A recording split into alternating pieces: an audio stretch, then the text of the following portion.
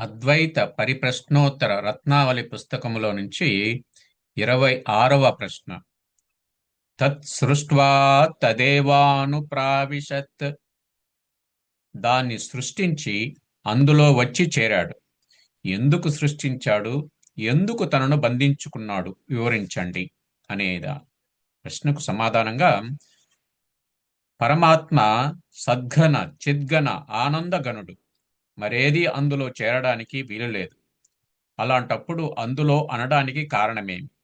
జీవుడా, లేనివాడు, సృష్టించిన వాడెవడు, ఎందుకు సృష్టించాడు, ఎందులో ప్రవేశించాడు అనే ప్రశ్నలకు సమాధానంగా రావాల్సి ఉంది.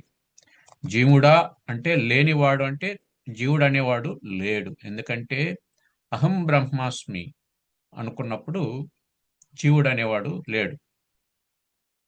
స్పేస్ నుండి మాస్ వచ్చింది అంటే ఒకసారిగా వచ్చిందా?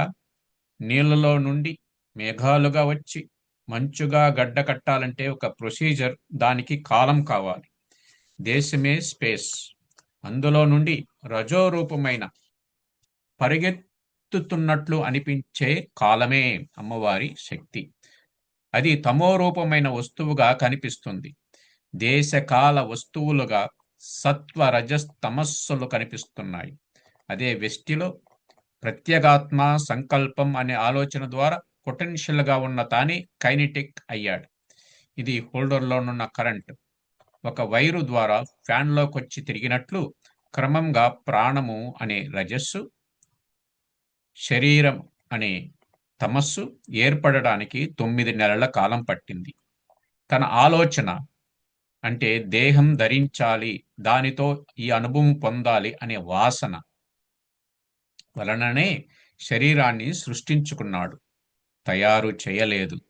అంతా వర్చువల్ కాదు, నోషనల్. ఒక వడ్రంగి తన ఆలోచనతో ఒక దొంగ మీద టేబుల్ రూపాన్ని, రాముడు రూపాన్ని ఊహిస్తున్నాడు. కంసాలి బంగారును గొలుసును తయారు చేయాలని సంకల్పించాడు. అతని ఆలోచనే కైనెటిక్ అయ్యింది. దాని రూపాన్ని తన ఆలోచన అనుసరించి ఎవరు చూచినా అలా అనిపించేటట్లు మలిచాడు. కొత్తగా రాముడు కాసుల పేరు రాలేదు. కొయ్యనే, బంగారమే అలా కనిపిస్తున్నది. కొయ్య వేరుగా, రాముని రూపము వేరుగా లేవు. రాముని రూపము, గొలుసు రూపము ఆరోపితాలు. కొయ్య, బంగారం అధిష్టానం. అలాగే నామరూప క్రియలు ఆరోపితము. ప్రత్యేగాత్మ అధిష్టానము. మన ఇంట్లో అనేక వస్తువులున్నాయి, అవన్నీ ప్రతిబింబించవు. హాలులో ఒక అద్దం తెచ్చి పెట్టామా, దానిలో అన్ని ప్రతిబింబాలు పడతాయి. నామరూప క్రియలు అనే వాటిల్లో మొదటిది నామము అంటే ఆలోచన. బుద్ధికి స్ఫురణ అనే శక్తి సహజంగా ఉంటుంది. అది అద్దము వంటిది. ఆలోచన రాగానే దాని మీద ప్రతిబింబిస్తుంది. ఎవరు చెప్పకుండానే తేనె నోట్లో పెడితే చప్పరించడం, ఆముదం పోయగానే ముఖం చిట్లించడం సహజంగా వచ్చాయి కదా. బుద్ధికి ఆ శక్తి ఉంది. దేహము ధరించాలి అన్న వాసన దాని అద్దం మీద పడింది. అది వృత్తిగా మారి దేహంగా కనిపిస్తున్నది. బుద్ధికి ఎన్నో విషయాలు తెలుస్తాయి, కానీ తాను పరమాత్మను అన్న విషయం తెలియదు. రాముడి బొమ్మను, గొలుసును చూస్తున్నప్పుడు నీవు కొయ్యను, బంగారాన్ని చూస్తున్నావు కదా. నీకు ఆ స్ఫురణ ఎందుకు కలగలేదు? నీ వృత్తి నామరూప క్రియల మీదే ఉంది. దాన్ని మార్చుకోమనే మన ఉపనిషత్తులు తెలిపేది. గురువు ఎక్కడి నుండో తెచ్చి పరమాత్మను నీలో పెట్టడు. నీ దృష్టి మార్చుకుంటే జీవుడుగా, జగత్తుగా నీవు చూస్తున్నది, అనుభవిస్తున్నది పరమాత్మే అని తెలుస్తుంది. అప్పటి వరకు కైనెటిక్ అయిన నీ ఎనర్జీ పొటెన్షియల్ గానే ఉన్నదని నీకు అర్థమవుతుంది. తనలోనే ఉన్న విషయము తనకు తెలియకపోవడమే రహస్యం. తన సంకల్పము చేతనే కదా నామరూపక్రియలు సృష్టించాడు. కొయ్య, బంగారం యథార్థం. రాముడు గొలుసు సృష్టి. అలాగే జగత్తు అనేక దేశ కాల వస్తువులు సృష్టి. పరమాత్మ యథార్థం. తానే బుద్ధిని సృష్టించాడు. దానిలో పడ్డ ప్రతిబింబాలతో తానే అనేక రూపాలు పొందుతున్నాడు. అది నీకు అర్థం చేయించడానికి శాస్త్రం తత్ సృష్ట్వా తదేవానుప్రావిశత్ అని మాట చెప్పింది. గురువు ద్వారా అర్థం చేసుకుంటేనే ఇది నీకు అర్థమవుతుంది. పట్టు పురుగు తనలో నుండి వచ్చిన చొంగనే దారంగా సృష్టించి తన మీదనే చుట్టుకుంటుంది. దానిలో బంధింపబడ్డట్లు ప్రత్యేగాత్మ తన సంకల్పంతో జీవత్వాన్ని సృష్టించుకొని అనుభవాలు, బాధలు, సుఖాలు పొందుచున్నాడు. ఆటలో అలిసిపోతే విశ్రాంతి తీసుకుంటాడు. అదే మరణం.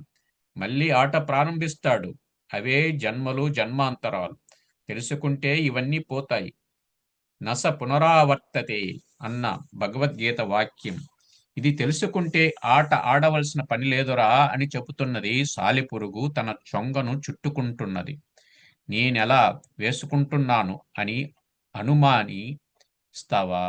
నీ భార్య, బిడ్డలు, ఆస్తిపాస్తులు నీకంటే బయటనే కదా ఉన్నది. నీ తల ఓపెన్ చేసి దానిలో వాళ్ళను ఎవరు పెట్టారు? వాళ్ళ మీద ప్రేమ, అభిమానాలను వాళ్ళకేమైనా వస్తే భరించలేకపోవడం, నీ బుర్ర బద్దలు కొట్టుకోవడం నీకు అనుభవమే కదా. ఎవరైనా నీ బుర్రలోకి ప్రవేశించగలరా? నీవే వారందరినీ నీ లోపలికి ఎక్కించుకున్నావు. తీసేయరా అంటే వినవు. యథార్థం తెలుసుకో. ఆరోపితాన్ని గుర్తిస్తే చాలు.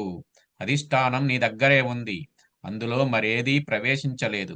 ఎందుకంటే అది ఘనం. అన్ని డైమెన్షన్స్ లో అది ఉంది. భార్యాబిడ్డలకు, ఆస్తిపాస్తులకు అందులో చేరడానికి అవకాశమే లేదు. అదే వీలుగా కనిపిస్తున్నది. ఈ అవకాశము బుద్ధిజీవులమైన మనకు మాత్రమే ఉంది.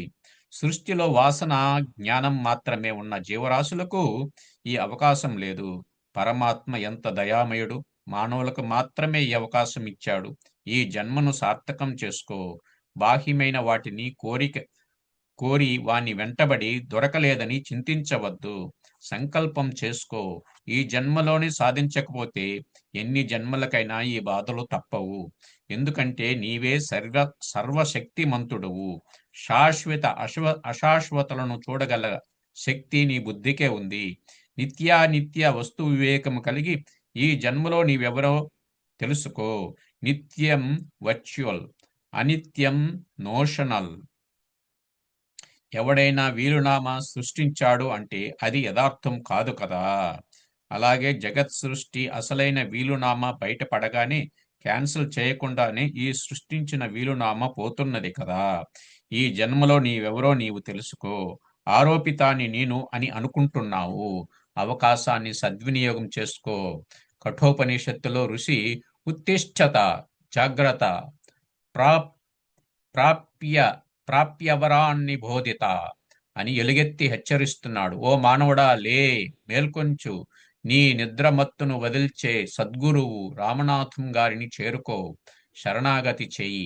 ఆయన నీ సమస్యను అంటే మరణిస్తావనే పరిష్కరించగలడని శాస్త్రము, గురువాక్యము వినమని నిన్ను మేల్కొల్పుచున్నది.